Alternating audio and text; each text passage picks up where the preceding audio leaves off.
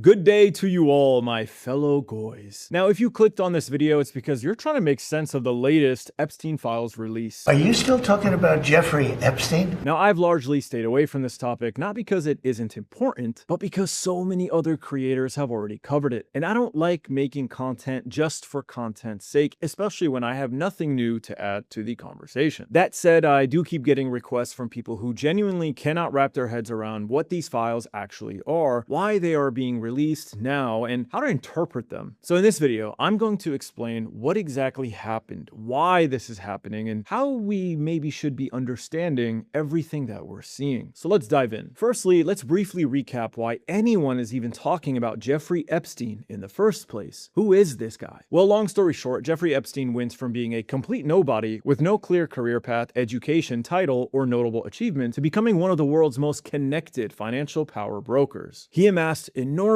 wealth, elite access, and relationships that placed him shoulder to shoulder with some of the most powerful and influential figures on the planet. According to the New York Times, Epstein made much of his fortune by providing tax and estate services to billionaires. He was also a prolific social networker whose connections included business leaders, royalty, politicians, and academics. His friendships with public figures such as Donald Trump, Prince Andrew, Bill Clinton, and the Crown Princess of Norway attracted significant controversy. Documents released by the House Democratic Caucus in September 2025 also showed that he maintained connections with billionaires like Peter Thiel, Elon Musk, Bill Gates, Larry Summers, and influential figures like Steve Bannon. Okay, now I'm not going to go too deep into Epstein's background because it's already been extensively covered elsewhere. What matters for our purposes in this video, however, is leverage. Leverage is the key concept that explains Epstein's role and his value. Intelligence agencies, political operators, and power brokers don't simply accumulate information. They accumulate leverage over people and institutions. Now that leverage can come in many forms. Sometimes it's positive, access to capital, donors, or elite networks. Other times, it's coercive, exploiting personal weaknesses, secrets, or illegal behavior. In Epstein's world, that leverage often revolved around sex. His properties and parties functioned as these environments where powerful people could indulge in desires that they could never safely pursue in public. Those desires, once documented or facilitated, became leverage. And once leverage exists, control follows. This context explains why Epstein was closely connected to figures like Donald Trump in the 1990s. Trump's acquisition of the Miss Universe pageant placed hundreds, if not thousands, of young aspiring models into his orbit. That environment provided Epstein with access to a steady stream of young, beautiful women, which he could then funnel into his broader network. But Epstein's activities went far beyond consensual adult behavior. He routinely procured prostitutes, trafficked human beings, and engaged in non-consensual sex, including the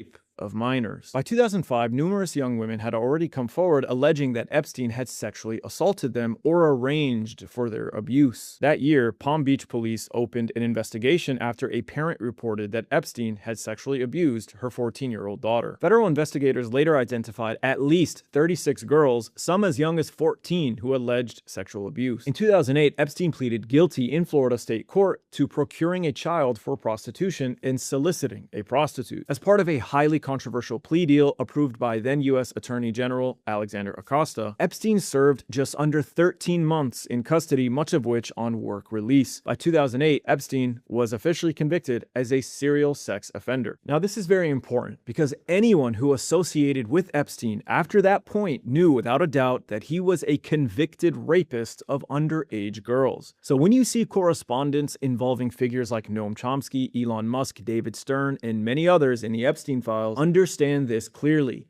They knew that Epstein was a rapist. Now, continued contact does not automatically prove criminal guilt, but it raises serious questions about judgment, ethics, and integrity. Despite his previous charges, Epstein didn't stop. In 2019, he was arrested again, this time on federal sex trafficking charges. Before his trial could begin, however, Epstein was found dead in his jail cell, officially ruled a suicide. Now, because of his death, all federal criminal charges against him were dismissed. But there was still new information that could come out about him him because Epstein had maintained a decades-long partnership with Ghislaine Maxwell, who recruited and groomed underage girls on his behalf. In 2021, Maxwell was convicted in federal court on sex trafficking and conspiracy charges for helping Epstein abuse minors. So despite his untimely death and the fact that the government dropped the charges against him, we were still able to obtain new information through the Maxwell case. Epstein's elite social circle and the abrupt end to his prosecution fueled widespread suspicion. Many people believed he maintained detailed records of powerful individuals, used those records for blackmail, and was ultimately silenced to protect those people. Public skepticism intensified due to the inconsistency surrounding his death, medical examiners' findings, surveillance failures, and the sheer scale of evidence collected against him. The term Epstein Files refers to evidence gathered in the criminal investigations into Epstein and his associates. These materials, stored in the FBI Sentinel system, include flight logs, contact books, emails, photographs, videos,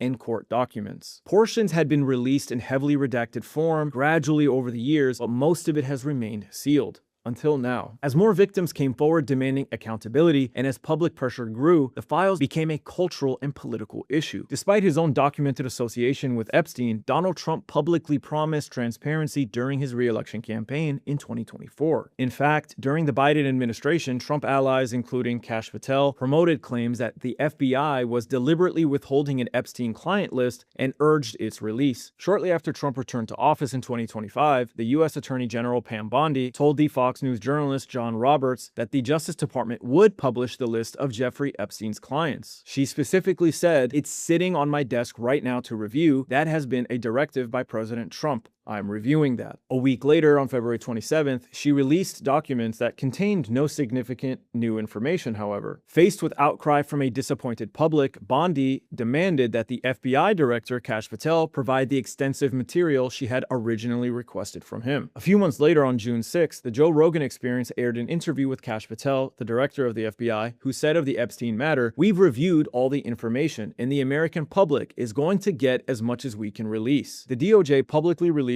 a memo on July 7th stating it did not uncover evidence that could predicate an investigation against uncharged third parties and would not release further Epstein-related documents. When asked what Bondi meant in February when she said that Epstein material was on her desk, the White House press secretary Caroline Leavitt said Bondi had been referring to the entirety of all the paperwork related to Epstein's crimes rather than any specific client list. Bondi offered a similar clarification at a cabinet meeting the following day. The administration's position drew criticism from across the political spectrum. Democratic representatives challenged the findings, while right-wing activists and influencers, including the Hodge twins, Alex Jones, Rogan O'Hanley, and Liz Wheeler, expressed skepticism. Bondi herself faced particular criticism from many in the MAGA movement. Joe Rogan called the administration's reversal a line in the sand, particularly for supporters who had backed Trump based on promised transparency surrounding the Epstein files. This began to frustrate Donald Trump. In mid-July, he characterized the Epstein files as falsified documents created by political opponents such as Biden, Barack Obama, and Hillary Clinton. Now, this is important because remember, Trump himself and his surrogates were calling for the Epstein files to be released. And this goes as far back as 2015. When Trump was asked for his thoughts on former President Bill Clinton, he responded, "Nice guy. Got a lot of problems coming up, in my opinion, with the famous island with Jeffrey Epstein. A lot of problems." Later that same year, when asked again about Clinton and the alleged sexual abuse that took place on Epstein's private Caribbean island, Trump said, "That island was really a cesspool. There's no question about it. Just ask Prince Andrew. He'll tell you about it." Fast forward a decade to his campaign for re-election, and you have tons of statements from Trump surrogates and his allies proving that this isn't a Democratic Party instigated campaign to hurt Donald Trump. In December of 2023, Kash Patel posted on Truth Social, "I've been calling for all of it to be released so the public can have accountability. We must find out who pedoed around with Epstein." In September of 2024, Patel posted again on Truth Social, "Anyone else want to see the Diddy list that the FBI and DOJ have but won't release, like the Epstein Black Book? The deep state won't end until we put Donald Trump back at 1600 Pennsylvania Avenue." And in January of 2025, at his own Senate confirmation hearing, Kash Patel publicly stated that he would help secure the release of the Epstein files. Senator Marsha Blackburn asked him, "So will you work with me on this issue so we know who worked with Jeffrey Epstein in building these sex trafficking rings?" Patel responded, "Absolutely, Senator." And later in May of 2025, Kash Patel again reiterated that he would secure the release. When Fox News' Brett Baier asked him, "You're not going to withhold information from the public, are you?" Patel responded, "I'm not going to withhold information from the American public. Ever." Elon Musk also chimed in. Musk, in a conversation with Tucker Carlson, wrote, "Part of why Kamala is getting so much support is that if Trump wins, that Epstein client list is going to become public. And some of those billionaires behind Kamala are terrified of that outcome." And as we stated earlier, Trump's own son called for the release of the Epstein list. While the president's son does not have an official position in Trump's administration, on the campaign trail, he emerged as one of the most vocal figures calling on the Epstein files to be released. In July of 2023, Trump Jr. posted on X, "Show us all the Epstein client list now. Why would anyone protect those scumbags? Ask yourselves this question daily and the answer becomes very apparent." In January of 2024, he posted again, "Everyone knows Bill Clinton was on Jeffrey Epstein's plane and island a lot. Literally, no one is at all surprised that he's all over the release. What we want to know is all the other names that the government has been hiding and running cover for. That will actually be revealing." Then in June of 2024, at the Turning Point USA event, Trump Jr. publicly stated, "I am on every list except the Epstein list. We haven't heard anything about that one in a while. How is it that my father could be convicted of 34 crimes, but no one on Epstein's list has even been brought to light? It's almost like they're trying to protect these pedophiles." So Trump characterizing the Epstein files as a hoax created by political opponents is absurd. Now, despite Trump's resistance, even he couldn't convince MAGA to give up on the Epstein files. Public interest continued and culminated in Congress attempting to force its release. In July of 2025, Congressman Ro Khanna introduced the Epstein Files Transparency Act, requiring the Attorney General to release all related files within 30 days and provide Congress with an unredacted list of all government officials and politically exposed persons named in them. Following this, Trump increasingly resisted questions about Epstein. Shortly after Ro Khanna's bill was introduced, he stated, "I don't understand it. Why would they be so interested? He's dead for a long time. He was never a big factor in terms of life. I don't understand what the interest or what the fascination is. I really don't." A few weeks later, FBI Director and Trump ally Kash Patel testified before Congress that Epstein acted alone and had no connection to other people in regards to sex trafficking. FBI Director Kash Patel told U.S. senators that there is no credible information in case files that Jeffrey Epstein trafficked young women to anyone other than himself. Republican Louisiana Senator John Kennedy asked Patel about his knowledge of the Epstein files. "You've seen most of the files. Who, if anyone, did Epstein traffic these young women to besides himself?" Patel responded, "There is no credible information. None. If there were, I would bring the case yesterday that he trafficked to other individuals." Pam Bondi, appointed Attorney General in February of 2025, initially promised transparency, but then later worked to limit the scope of disclosures, citing victim protection. This combination of deflection, minimization, and delay has only intensified suspicion. It seems clear that Trump, Kash Patel, and Pam Bondi were attempting to reduce the interest in the Epstein files and turn public attention away from them. That obviously didn't work, however. So in September of 2025, Representative Thomas Massie filed a discharge petition to force a House vote on the transparency bill that Ro Khanna introduced back in July. The bill passed overwhelmingly, 427-1, and was signed into law. Despite the legal mandate, the Department of Justice failed to release all the files on time. Initial releases were heavily redacted, which drew bipartisan criticism. After months of delay, however, on January 30th of this year, the DOJ finally released approximately 3.5 million pages of documents. These are the Epstein files that everyone is now discussing, and they are vast. They reveal disturbing insights into elite networks, power structures, financial practices, and patterns of abuse. It's hard to focus on just one thing because there are so many documents with so many controversies. And it turns out actually that this is only about half of all the documents there are, so there still needs to be another release of about another 3 million documents. But in summary, we have seen information confirming at the very least that certain theories or suspicions are more than just speculative conspiracies or anti-Semitic tropes. The idea that elites are engaging in demonic, satanic, violent sexual rituals is not just some crack pipe Freemason Illuminati underground conspiracy theory originating from 4chan troll accounts. It is actually a legitimate question that needs to be further explored and investigated, and the Epstein files confirm that, as there are references references to it via eyewitness testimony about dismembered bodies and all sorts of disgusting violent acts that the government has had access to for many years now. I want to show you tweets that you need to see that summarize much about what these new Epstein files reveal about the mindset, beliefs, and practices of someone like Jeffrey Epstein and the people he's connected to. This is the way the Jew makes money and made a fortune in the past 10 years, selling short the shipping futures, let the goyim deal in the real world. This tweet is in reference to a 2009 email in which Jeffrey Epstein replied to Roger Schenck. Then David Miller includes a quote from an article in which the Sephardic leader Rabbi Ovadia Yosef says, "Goyim were born only to serve us. Without that, they have no place in the world, only to serve the people of Israel." In response to that, Candace Owens tweeted, "Remember at the end of last year when I was called anti-Semitic for telling you this is the literal religious worldview of many people in power? Type in Goy or Goyim in the Epstein files and be sure to tag a Christian who needs to wake up and leave the Zionist cause." So what should the takeaway from all of this be? How do you make sense of 3.5 million documents? Firstly, Kash Patel and Pam Bondi definitely attempted to cover up the Epstein files and should be impeached for doing so. In fact, Ro Khanna has already stated that an impeachment filing is already drafted. Secondly, these are not all the files. On Sunday, Ro Khanna told Meet the Press, the release is not good enough. And if we don't get the remaining files, then Thomas Massie and I are prepared to move on impeachment or contempt. But even these files shocked the conscience of the country. I mean, you have some of the most wealthy individuals, tech leaders, finance leaders, politicians, all implicated in some way, he said. It's frankly one of the largest scandals, in my view, in our country's history. There is a demand for elite accountability. Even the victims of Epstein's crimes are not satisfied. On Friday, a group of Epstein victims in a statement slammed the DOJ for the incomplete release of the files. Quote, "This latest release of Jeffrey Epstein files is being sold as transparency, but what it actually does is expose survivors. Once again, survivors are having their names and identifying information exposed, while the men who abused us remain hidden and protected. That is outrageous. As survivors, we should never be the ones named,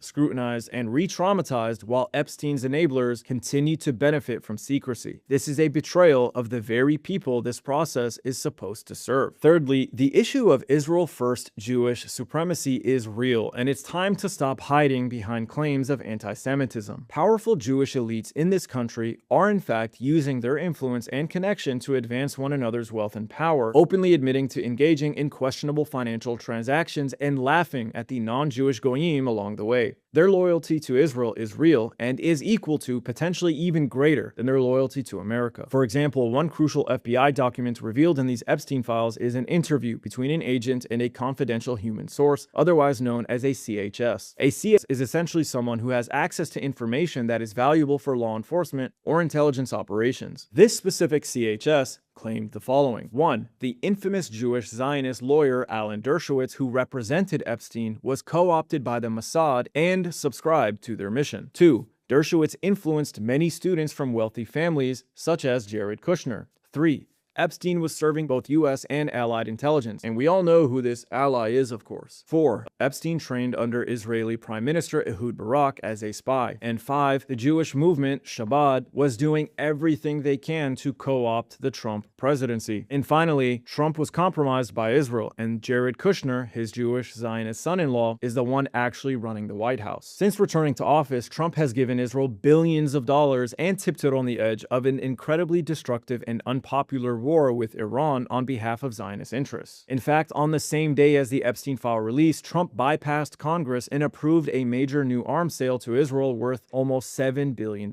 So while there are many controversies in the Epstein files, I think this one is the most disturbing and needs to be explored. All in all, while the Department of Justice hopes this will be the end of the Epstein files controversy, it seems that this is actually just the beginning, as every hour people gain deeper and deeper insight into the crimes hidden in the 3.5 million documents revealed. The web of contaminated politicians, billionaires, actors, and elite continues to grow, implicating almost the entire oligarchy in one way or another. So there are a few things that need to happen after this. 1. The rest of the files need to be released. 2. More investigations need to be opened up regarding third parties mentioned in the files who conducted business with Epstein. 3. Those attempting to cover up the Epstein controversy, such as Kash Patel and Pam Bondi, need to be impeached and investigated. 4. An investigation into Alan Dershowitz, Jared Kushner, and the Mossad's influence over Trump needs to take place. Now, I quickly glossed over some pieces of information such as Epstein's connection to the Mossad, so I suggest you watch this interview where journalist Max Blumenthal unpacks the Mossad connections to Epstein with Judge Napolitano. So what do you think? What are the major takeaways from the Epstein files that you believe people need to know about? Let me know in the comment section. Also, I want to give a very special shout out to all the members of my channel. Thank you for supporting my work. Without you, I wouldn't be able to keep the lights on. Out of all my members, I want to give a very special thank you to Hello226. You have been with my channel for 19 months in a row now, so thank you for your trust in me. Now, if you're interested in becoming a member and supporting my channel, you can do that by clicking the link in the pinned comment of this video. Thanks for watching, and as always, take care of yourselves.